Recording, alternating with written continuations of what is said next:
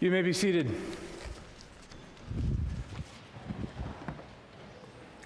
Friends, good morning. And welcome to worship here on this beautiful second Sunday in Christmas, here from the historic sanctuary of the Fountain Street Church. Whether you're joining us in person today or you're joining us online, I want to welcome you to this worship service. My name is Nathan Dannison. I'm the interim minister here at Fountain Street Church, where a great deal is happening. A few announcements before we continue our worship service this morning. First, I want to extend my gratitude and thanks to all those who assisted with Sally Boer's memorial service yesterday here at the church in the chapel. And most especially, I want to extend my gratitude to the Fountain Street Church Women's Association for their wonderful luncheon and reception that they presented. The Women's Association of this church is the longest and oldest continuous organization within Fountain Street Church. And it was made a point to confirm to me that you do not have to be a woman to join the Women's Association. And so, just as with everything else in the life of this amazing congregation, all are welcome. And if you want to learn more about that, please give us an email at the office at fountainstreet.org. A few more events happening in the life of the church. There are some incredible projects being launched by the art committee of the church, the chapel arts program, and others. So please pay close attention to that. But also in your bulletin this week, we have we're having a social for banned books. God bless them. This is a Give a Banned Book, Get a Banned Book social, and all of the information is on this sheet in your bulletin. I hope that you will please consider participating in this. I myself have obtained several books that were very carefully and fastidiously banned in the 1950s during the Red Scare that I can't wait to get out into the life of this church as well. But please fill this out or take a look at it and let us know if you have any questions. Before I forget, these books are not banned, quite the opposite. We have this month a series on the history of this church, and as such, I'm trying to make available to folks all of the books that deal with the history of this congregation. This is 2 volumes of a as yet incomplete 3-volume series of books about the history of Fountain Street Church. And I've placed about a dozen copies of each on a table back there in the narthex. And please take one home with you, read it, and bring it back when you're done, or keep it, or distribute it, or whatever. Put it on the internet. I don't care. Get this information into your heads is what I'm trying to say. This is important work that will help carry us forward as we go.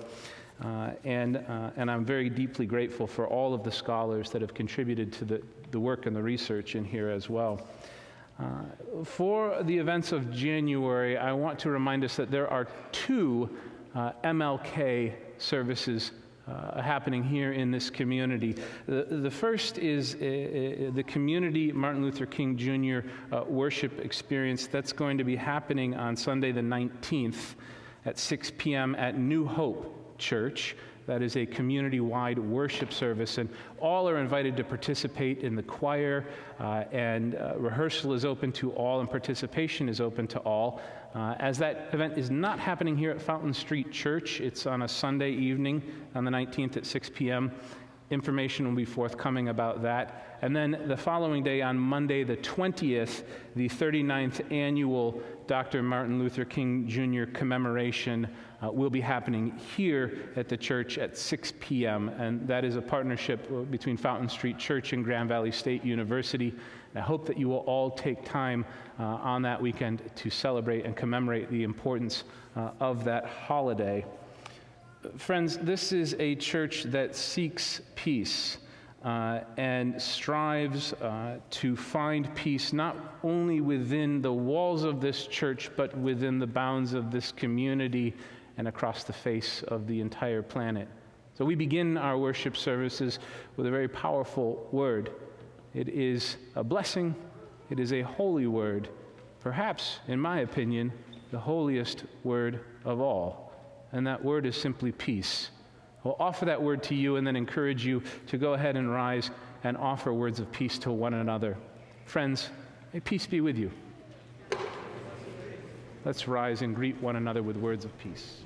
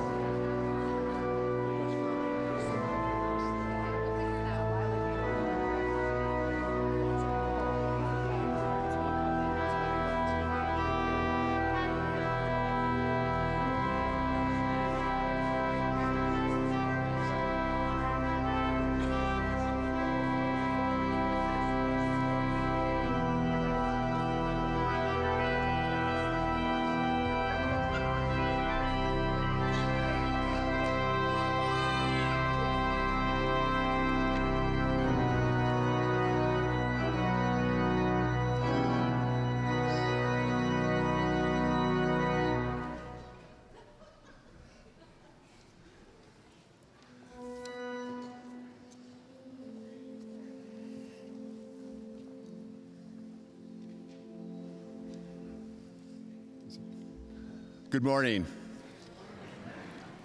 Please follow along with me in our responsive reading in your bulletin. Cherish your doubts, for doubt is the attendant of truth. To the door of knowledge. It is a servant of discovery.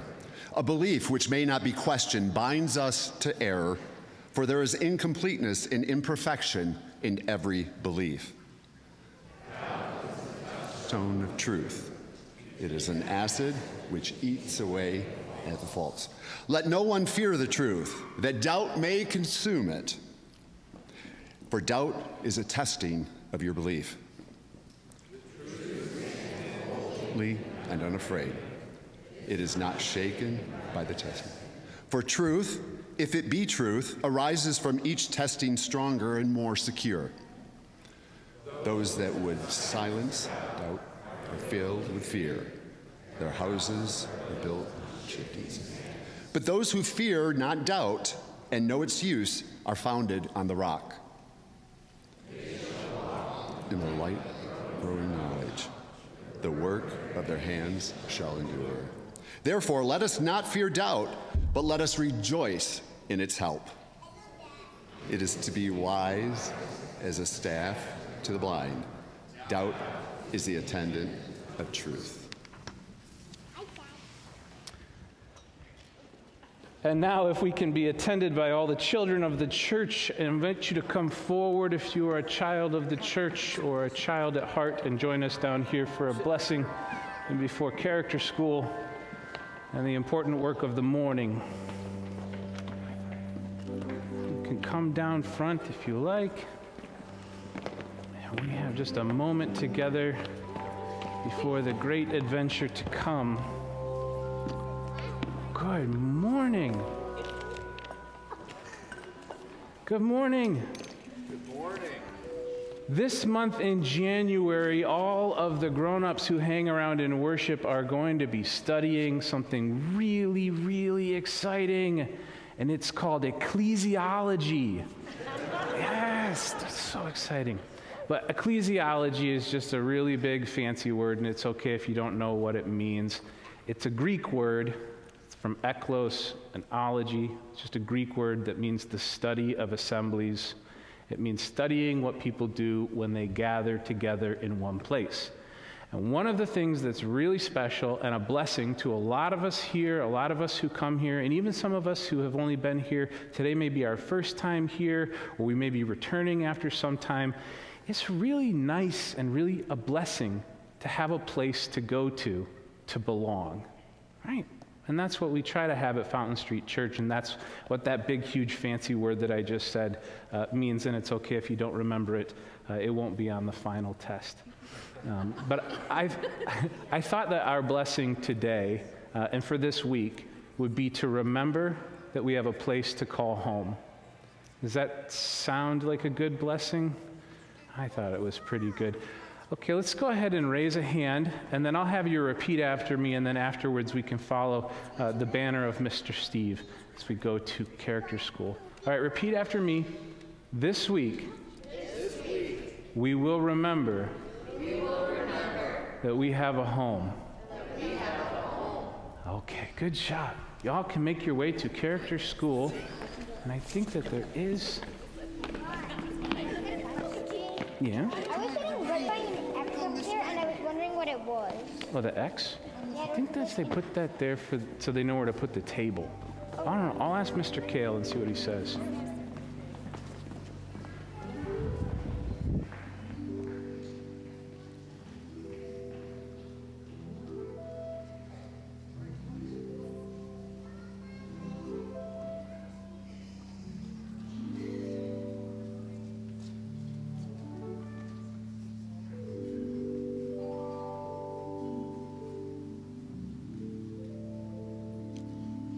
Good morning. Before I read the blessing this morning from Psalm 67, I wanted you to know that this is a work of my hand, and the Fountain Street Community Artists would like to invite you to be with them after the service in the chapel. We have an exhibit that's a response to today's political climate called Resolutions and Resilience. Since this is a blessing to you, I'm going to raise my hand. May God be merciful to us and bless us. May the light of her countenance shine upon us. Let your ways be known upon earth, your saving health among the nations. Let the peoples praise you, O God. Let all the peoples praise you. Let the nations be glad and sing for joy, for you judge the peoples with equity and guide all the nations upon earth. Let the peoples praise you, O God. Let all the peoples praise you. The earth has brought forth her increase. May God, our own God, give us her blessing. And may all the ends of the earth stand in awe of her.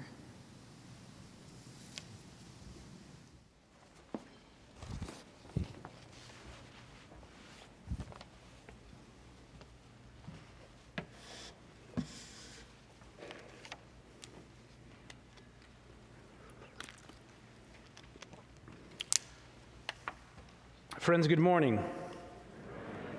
This month, I will be preaching long sermons, about the intersections of the history of this church with theology.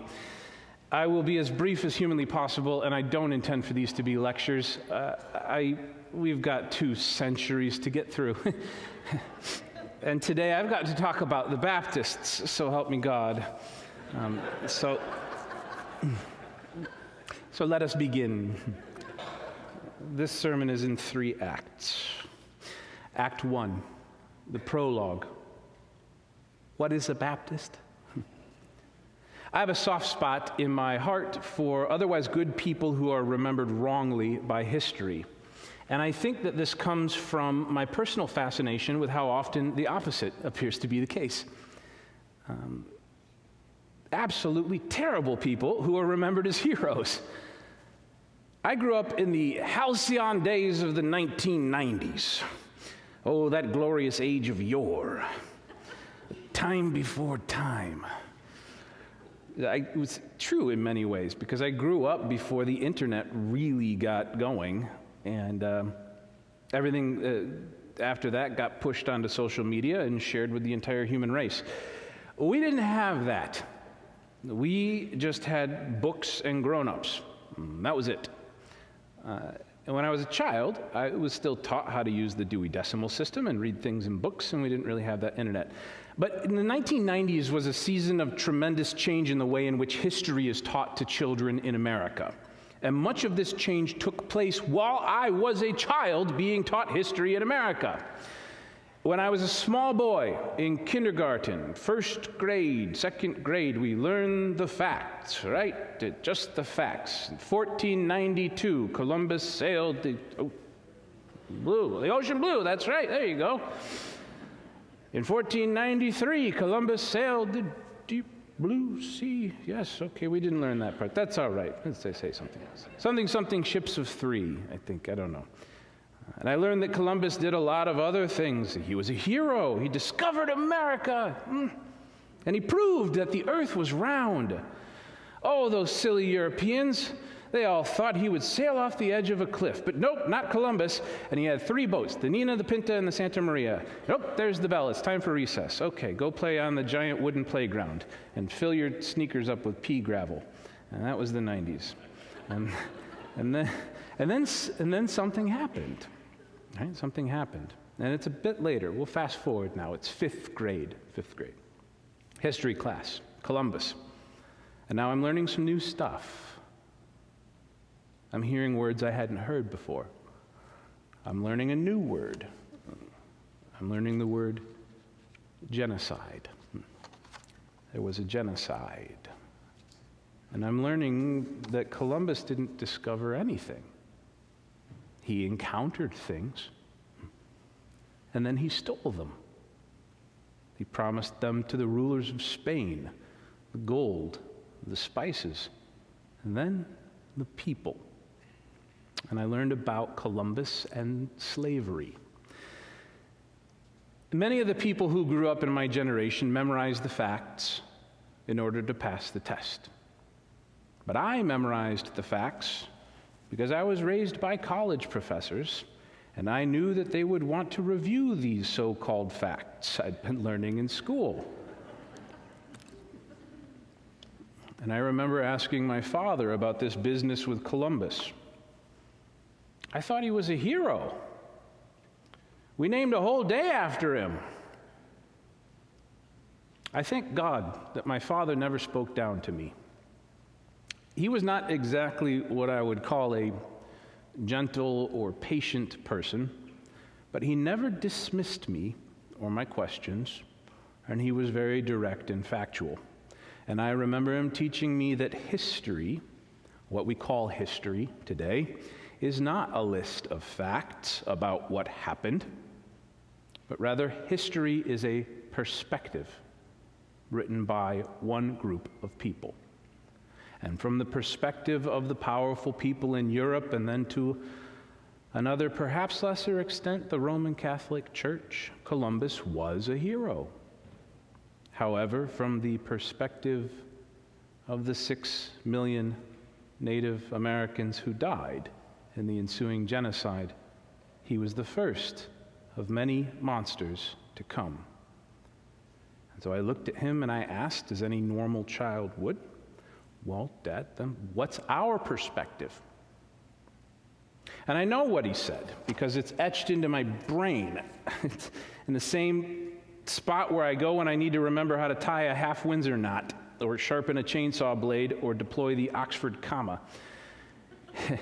When I asked him, what's our perspective? He replied, of course, our perspective is that you think for yourself. Well, what's next? Are they going to teach us that Thomas Edison wasn't a brilliant inventor?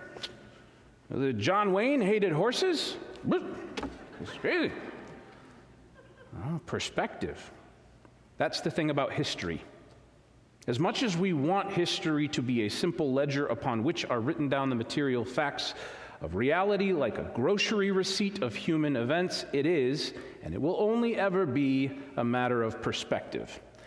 And so then later, a very kind middle school teacher gave me a dog-eared copy of Howard Zinn's A People's History of the United States, and we were off to the races. So what is our perspective of the earliest days of the Fountain Street Church?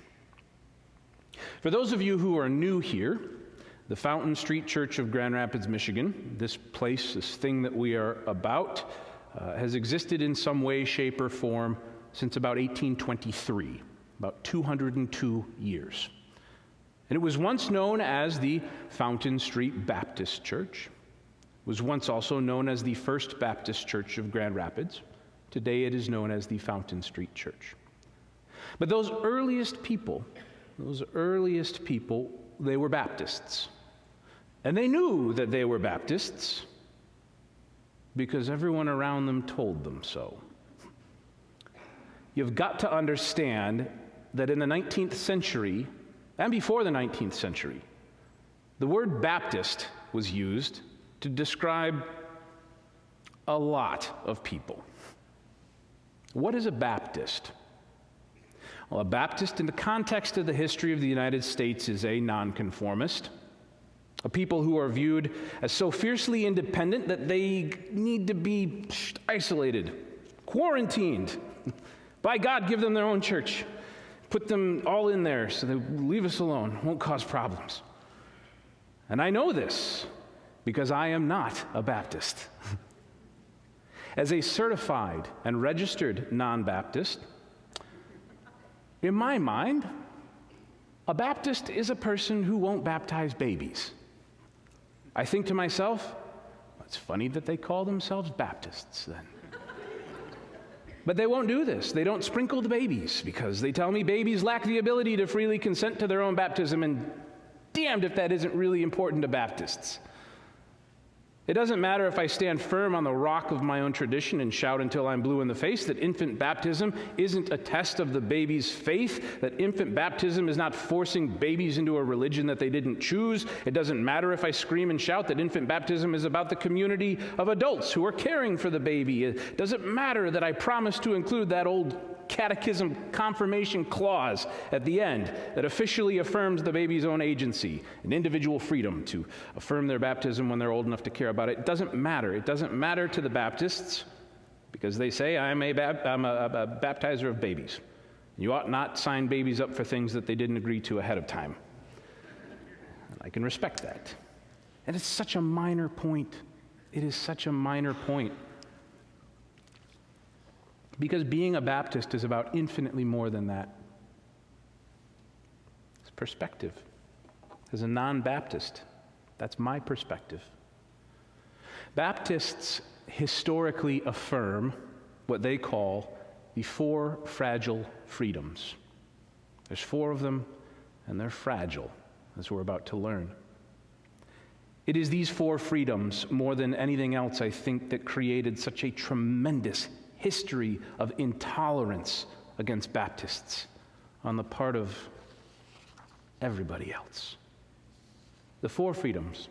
First, Bible freedom, the complete and total freedom of the individual to read and interpret the Bible as they see fit. Second, church freedom, the freedom of the individual church to organize itself independently, democratically, however it sees fit. Third, religious freedom, freedom of religion, freedom for religion, and freedom from religion. The freedom to worship in whatever manner they choose, with whomever they choose, free from the intervention of the state or anyone else.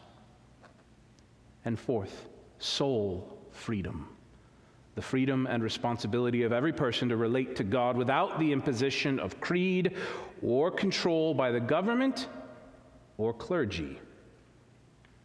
And if you want to really understand this business of the four freedoms, you need to listen to a sermon that was given from this pulpit by the most recent Baptist minister of this church, the Reverend Christopher Rowe, on September 26th, 2021. A sermon entitled, Cozying Up to Our History. That's a very Chris Rowe title for a sermon. I love that. I will put a link to that sermon in the YouTube description of this sermon, and then you ought to give it a listen because Reverend Rowe does a far, far better job at this than I could ever hope to do. Baptists are at the very root of this thing, and Baptists were viewed as outsiders by everyone who wasn't a Baptist, and that was as true 200 years ago of the first Baptists as it is today of this free and independent church in Grand Rapids. My God, just this very morning, I woke up to a notification on my phone that some beloved child of God had left us a 1-star review on Google. Because, and I quote, don't let the word church fool you, nothing about this place is Christian, end quote. Thank you, Mr. Giacolone. If you didn't want your name included in the sermon, you ought to have kept your thoughts to yourself. And you're also wrong. I can't make this stuff up. Now, hang on a second. You say, wait a minute, back up. You said 202 years. You just said this place is 202 years old. I thought this place just celebrated its 150th anniversary in 2019. How does that math work? It works based on your perspective. If you place the founding of the Fountain Street Church in the year 1849, and I think that's a strong case to be made for that date. I mean, they chiseled it into the cornerstone. Then yes, the church is 154 years old. In 1849, 154 years ago, two different Baptist churches that were themselves splitters from each other finally got over their differences and hired a minister to unite them into one single church again, and they bought some land at the corner of Bostwick and Fountain Street, and they went ahead and hired that new minister, and they called themselves the Fountain Street Baptist Church. All right. Why do I say, then, that the church is 202 years old? Does it matter? Who cares? I do. I care, because history matters. It's important. Fine. What was going on then with those Grand Rapids Baptists for those first 30 years? Dannison, those 30 years of prehistory. Oh, a hell of a lot. Which brings us to Act 2, the mission. 202 years ago, in 1823, the first, quote, permanent European American settler, end quote, arrived on the banks of the Grand River and set up shop. And he was a Baptist missionary named Isaac McCoy. At that time, the Grand River was named Awashtanog, or faraway waters. And it was home to roughly 1,000 Ottawa families who farmed its banks and who had been living here themselves for over 200 years before that first Baptist arrived. When this Baptist missionary arrived, the people here were under the leadership of a man named Nawagagishik.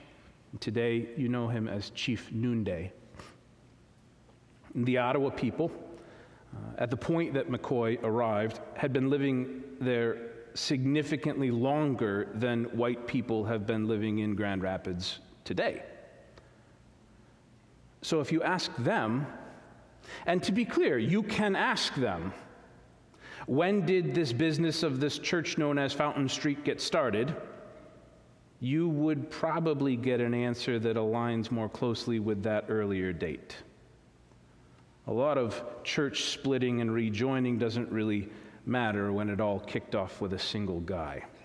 Baptist missionary McCoy set up shop, and what followed then was 30 to 40 years involving at least 4 different Baptist churches setting up, getting into arguments, splitting, dying, being resurrected, and a great many other things, until at last, in 1849, they calmed down a little bit and settled down here at this spot. And they called a minister to the church named Samuel Graves. All right, now 2 quick asides, footnotes to this 19th century business. First, I am honor-bound to mention that McCoy, that Baptist, was not the only missionary who set up shop on the banks of the Grand River. 10 years later, in 1833, a Roman Catholic missionary named Frederick Baraga came to this area and built St. Mary's Mission. And then Father Andrew Wyszowski was the first priest assigned to that mission. The 2 missions were quite different.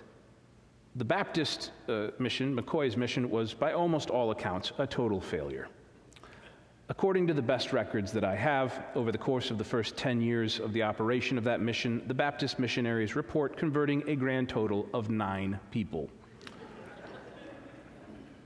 The Roman Catholics, on the other hand, during their first year of operation, converted 200, and within that first decade, they'd added another 600.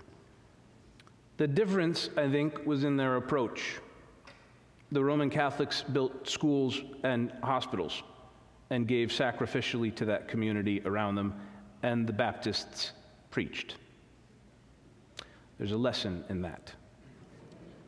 The second footnote that I've got to make real quick is for the benefit of my own kith and kin, who, upon hearing this sermon, will give me grief for not mentioning our own family patriarch, the great Rix Robinson.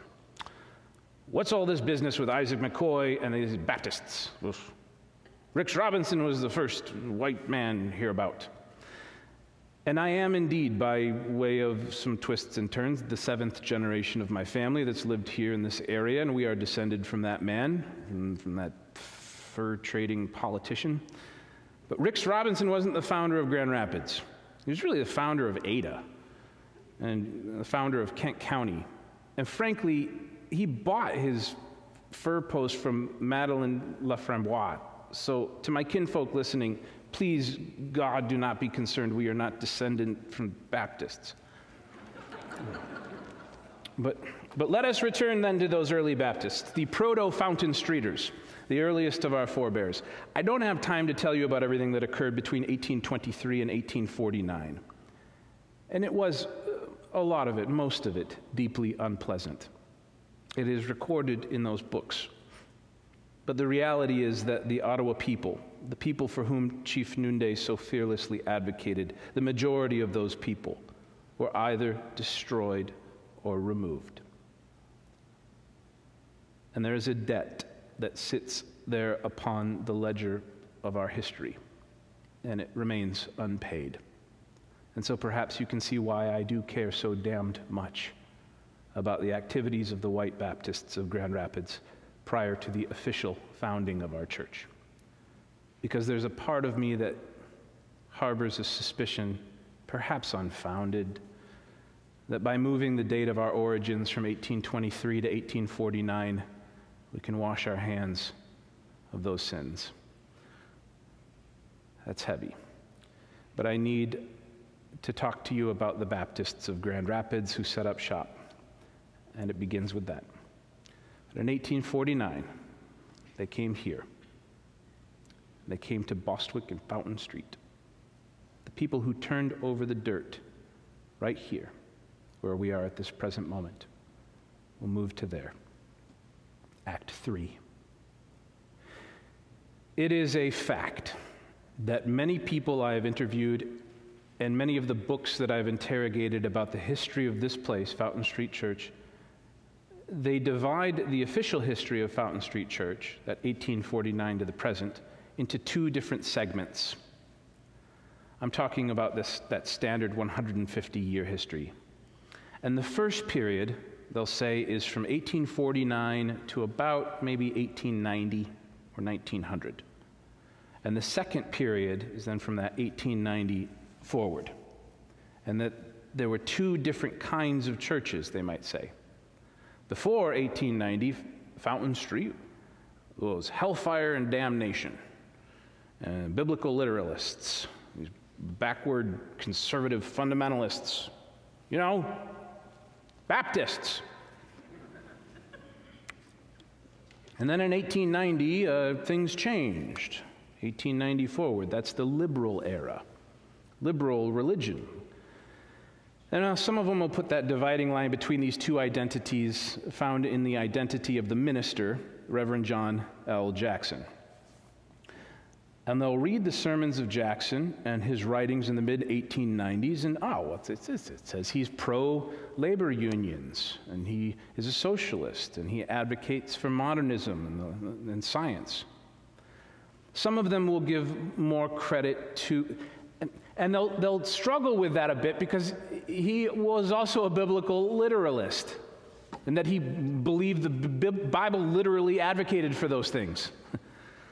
And then some will say, no, it's the minister that came after Jackson. It was Herman Randall, 1896. Randall preached that the Bible was not as authoritative, but rather encouraged deeper questions. And Randall rejected substitutionary atonement, and he rejected literalism. Or maybe it wasn't Randall, and maybe it must have been the fellow that came after him. It was Alfred Wishart in 1906. I mean, that guy was a flaming liberal. Maybe it was all three of them working in cahoots, you know. They all graduated from the University of Chicago Divinity School. Maybe that was it, Chicago. But there was a change. They can seem to agree on this. They agree that there was a change. I just don't know. At some point in the early days of the official Fountain Street Church, that history, they contend that the church was conservative and fundamentalist and rigid and followed Orthodox Christianity. And then something happened and the church became a bastion of free thought and liberalism and questioning, because for God's sakes, those people were Baptists. And we all know what Baptists are like, don't we? Beloved kinfolk, I am not a Baptist. And I do not pretend to be a Baptist, and I have never been a Baptist. My family history is a lot of things, up to and including the Ashkenazi Jews and more Methodists than I'm comfortable with. And in my own ministry, if I'm anything at all, I'm a congregationalist, I suppose, which means a pilgrim. I draw my theology from men wearing wigs with buckles on their hats and writing angry letters to the King of England. A Baptist I ain't, but I have studied a lot of church history and a lot of American history. And while the history of the church in America is absolutely filled with scoundrels and creeps and sociopaths, it also has within it more than a few honest-to-God heroes and martyrs for ethical causes greater than themselves.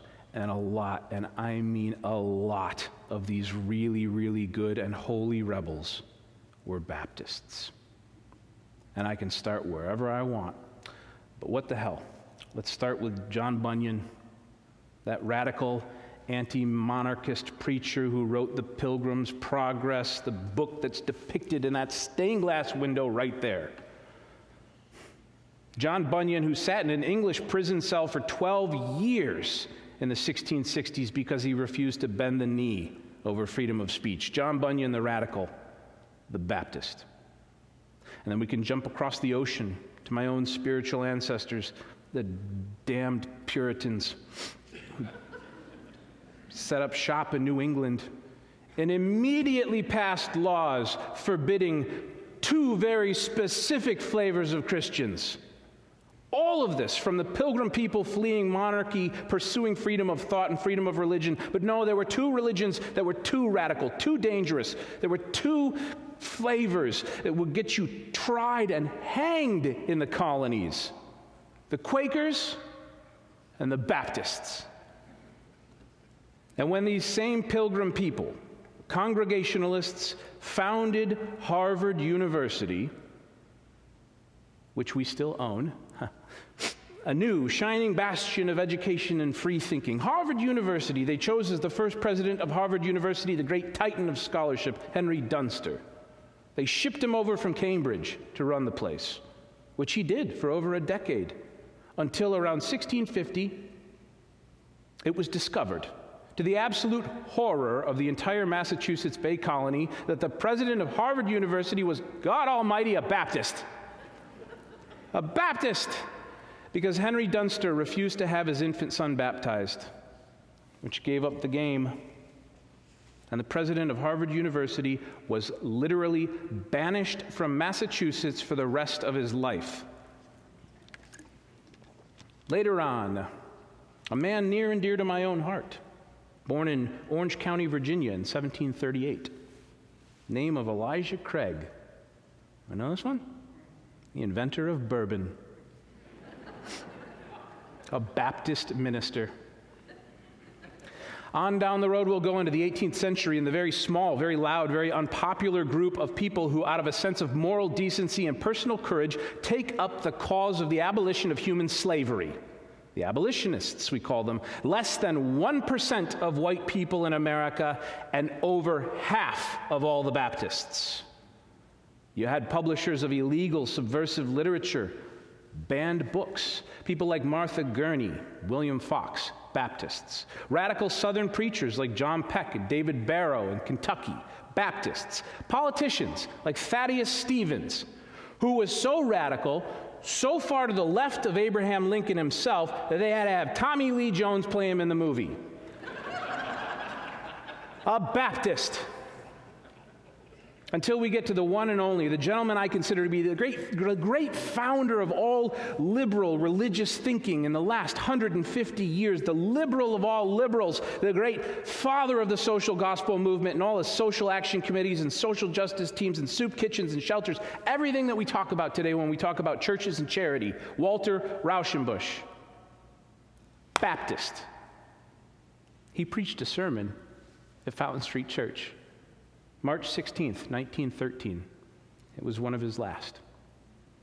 And we can wander on into the 20th century if you want, with suffragettes marching in the streets for women's rights to vote, including women from Fountain Street Church, that Orthodox, conservative, fundamentalist church that gave women full enfranchisement and votes in the congregation 40 years before it was supposedly became a liberal church.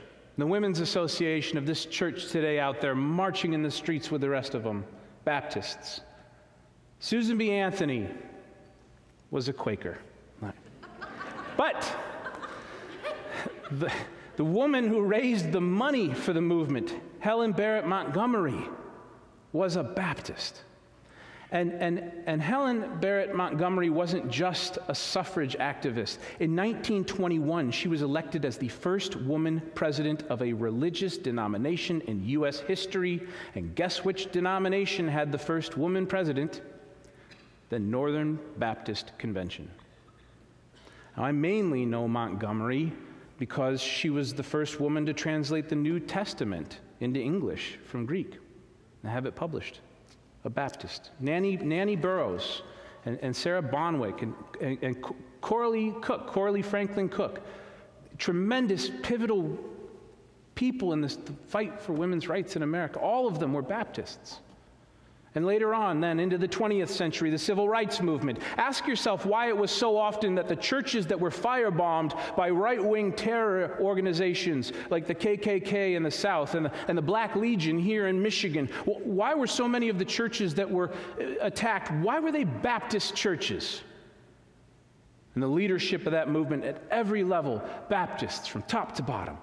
The titans of the civil rights who were formed in the Baptist church, Ella Baker, Fannie Lou Hamer, Baptist, and ordained and preaching his very first sermon in the fall of 1947 from the pulpit of Ebenezer Baptist Church, Martin Luther King Jr., Baptist. And the Reverend Duncan Littlefair, minister of Fountain Street Church for 36 years, 1943 to 1979, he was ordained in the sanctuary of the First Baptist Church of Evanston on Lake Street in 1940. And that church today, incidentally, eventually abandoned its Baptist name, becoming simply Lake Street Church. Today, Lake Street Church, formerly First Baptist Church on Lake Street, describes itself as, quote, a place where you can pursue your own spiritual journey with encouragement and support.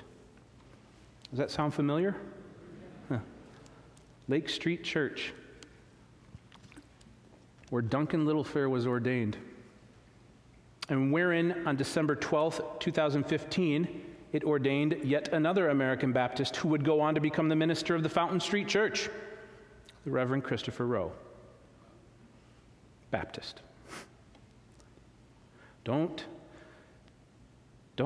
talk to me about conservative Baptists. I'm not even close to a Baptist, and I can't stand having their name dragged through the mud.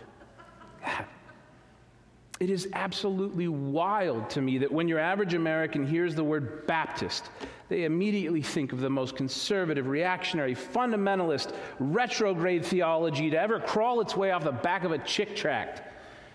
It's a damned shame, and it is a function of perspective.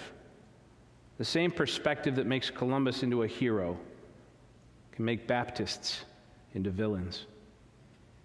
Maybe someday, church, I'll tell you the whole story about Calvinists. Let me share with you my theory in closing, and I'll get out of here. It's only a theory. I wish some of my peers who preach and write on this subject would be a little bit more cautious with their perspectives.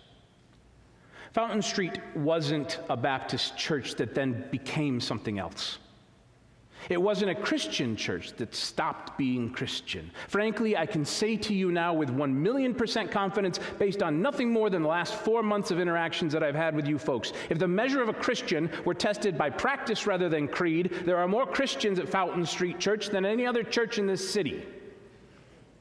Well, Fountain Street Church didn't quit the Baptists. The reality is that in the early 20th century, the Baptists in West Michigan quit being Baptists. And they walked away from Fountain Street Church.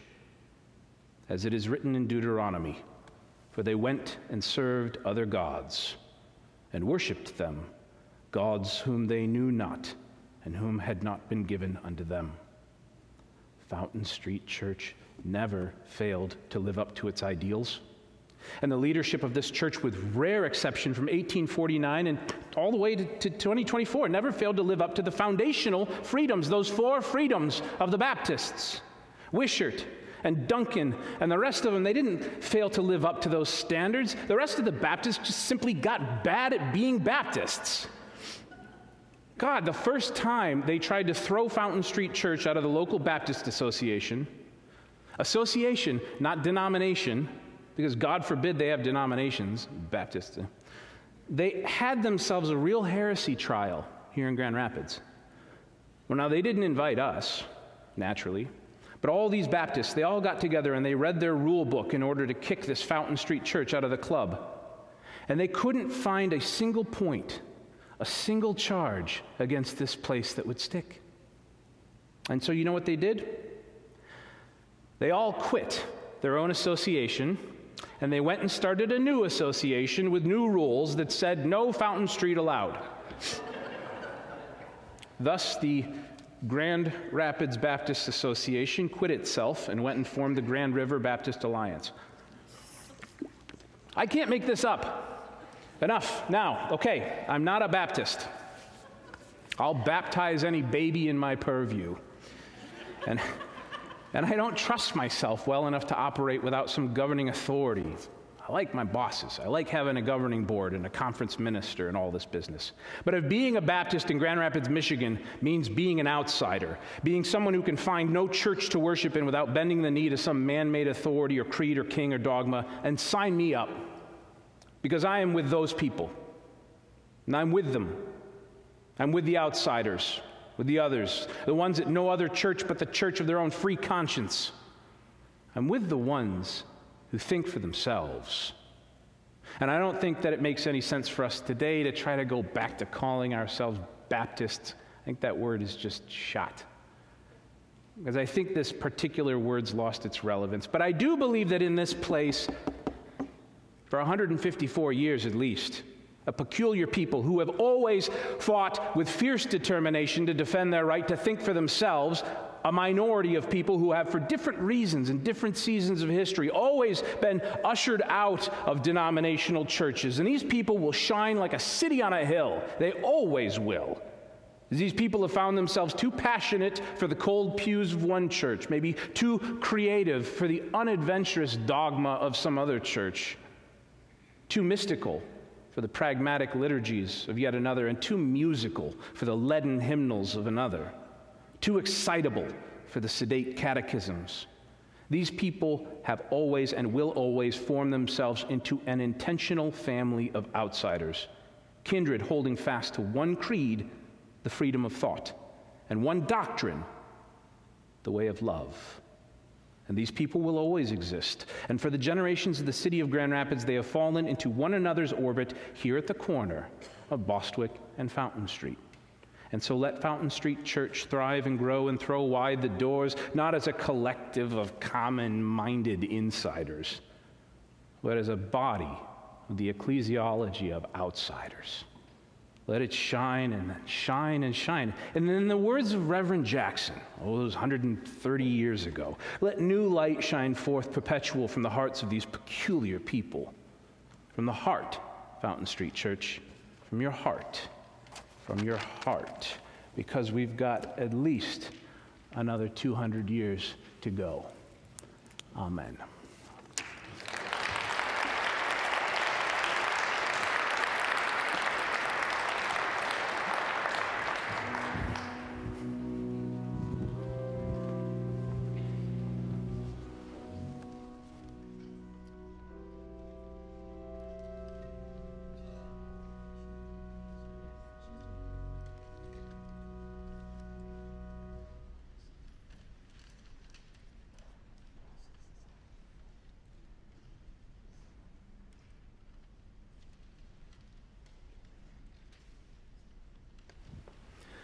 The labor of this congregation takes many hands across many generations.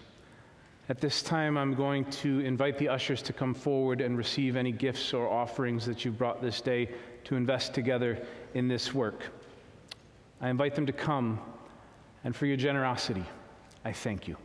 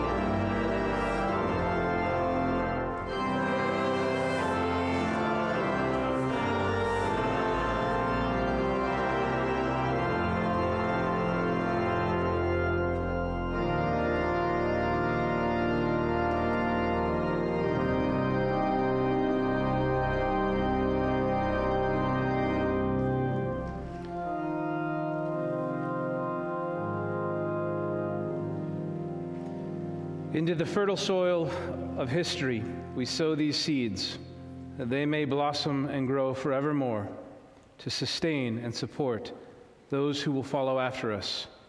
It may liberate them and set free their hearts and their conscience. So may it be. Let us sing together our closing hymn, number 115, God of Grace, God of Glory.